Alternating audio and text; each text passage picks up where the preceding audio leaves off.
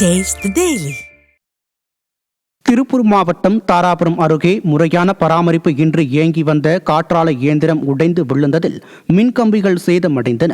சீலநாயக்கன்பட்டி கிராமத்தில் இயங்கி வந்த தனியார் நிறுவனத்திற்கு சொந்தமான காற்றாலை இயந்திரம் ஒன்று உடைந்து விழுந்து சேதமடைந்தது. இதன் காரணமாக மின்கம்பிகள் சேதமடைந்ததால் அப்பகுதியில் பொதுமக்கள் மற்றும் விவசாயிகள் அவதியடைந்துள்ளனர். திருச்சி நம்பர் 1 டோல்கேட் அருகே ரயில் தண்டவாளத்தில் இருந்து ஆண் சடலம் மீட்கப்பட்டுள்ளது. கீரமங்கலம் பகுதியில் ரயில் தண்டவாளத்தின் அருகே ஆண் சடலம் கிடப்பதாக கிடைத்த தகவலின்படி சடலத்தை மீட்டு பரிசோதனை செய்தபோது உயிரிழந்த நபர் விருதுநகரைச் சேர்ந்த முத்துச்செல்வம் பிள்ளை என தெரியவந்தது. நிர்வாக திறனற்ற ஸ்டாலின் ஆட்சியில் மர்ம மரணங்கள் தொடர்கதையாகி வரும் நிலையில் வெளியில் செல்லவே அச்சப்படும் நிலை உள்ளதாக பொதுமக்கள் வேதனை தெரிவித்துள்ளனர். விருதுநகர் மாவட்டம் ஸ்ரீவில்லிபுத்தூரில் கத்தியால் தாக்கப்பட்ட அரசு மருத்துவரை அதிமுக சட்டமன்ற உறுப்பினர் மான்ராஜ் நேரில் சந்தித்து நலம் விசாரித்தார். ஸ்ரீவில்லிபுத்தூர் அரசு மருத்துவமனையில் பணியாற்றிய மருத்துவர் ரமேஷ் பாபுவை கடந்த 7ஆம் தேதி பாண்டி கணேஷ் என்பவர் கத்தியால் குத்தினார். காயமடைந்த ரமேஷ் பாபு சிகிச்சை பெற்று வரும் நிலையில் அவரை அதிமுக சட்டமன்ற உறுப்பினர் மான்ராஜ் நேரில் சந்தித்து நலம் விசாரித்தார். பின்னர் குற்றவாளி மீது குண்டர் சட்டத்தில் வழக்கு பதிய அதிமுக சட்டமன்ற உறுப்பினர் மாவட்ட ஆட்சியரிடம் வலியுறுத்தினார். அப்போது கழக நிர்வாகிகள் பலர் உடன் இருந்தனர். திருச்சியில் தனியார் கல்லூரி விடுதியில் மாணவர் தற்கொலை செய்து கொண்ட விவகாரத்தில் மர்மம் இருப்பதாக கூறி உறவினர்கள் சாலை மறியலில் ஈடுபட்டனர்.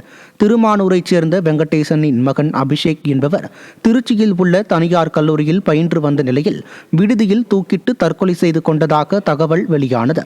இந்நிலையில் மாணவரின் இறப்பில் சந்தேகம் இருப்பதாக தெரிவித்த திருச்சி மகாத்மா காந்தி அரசு மருத்துவமனை முன்பாக உறவினர்கள் சாலை மறியலில் ஈடுபட்டனர். ஸ்டாலின் ஆட்சியில் மர்மமான உயிரிழப்பு அதிகரித்துள்ளதாக குற்றச்சாட்டு எழுந்துள்ளது. அப்ப பார்க்கும்போது அப்பயும் வரல. திரும்ப எனக்கு சந்தேகம் இது சிசிடி கேமராவெல்லாம் காட்டுங்க அப்படின்னு பார்க்கும்போது அபிஷேக் வெளியிலேயே போகல. வெளியில போனாங்கிறது ஒரு தடையும் எதுவுமே இல்லை. உள்ளதான் இருந்திருக்கிறான்.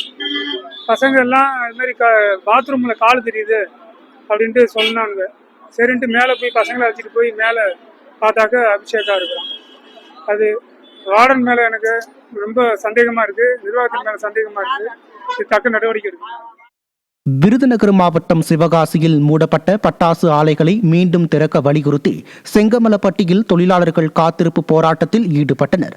தொடர் வெடி விபத்தை காரணம் காட்டி விடிய அரசு கடந்த 10 மாதத்தில் 80 பட்டாசு ஆலைகளின் உரிமத்தை தற்காலிகமாக ரத்து செய்தது. இதனால் சுமார் 1000 தொழிலாளர்கள் வாழ்வாதாரத்தை இழந்து தவித்து வருகின்றனர். பொதுவாக தற்காலிகமாக உரிமம் ரத்து செய்யப்படும் பட்டாசு ஆலைகளுக்கு 42 நாட்களுக்கு மட்டும் அனுமதி வழங்கப்படும் நிலையில் விடிய அரசு வேண்டும் என்றே தங்கள் வயிற்றில் அடிப்பதாக தொழிலாளர்கள் ஆவேசத்தை வெளிப்படுத்தினர்.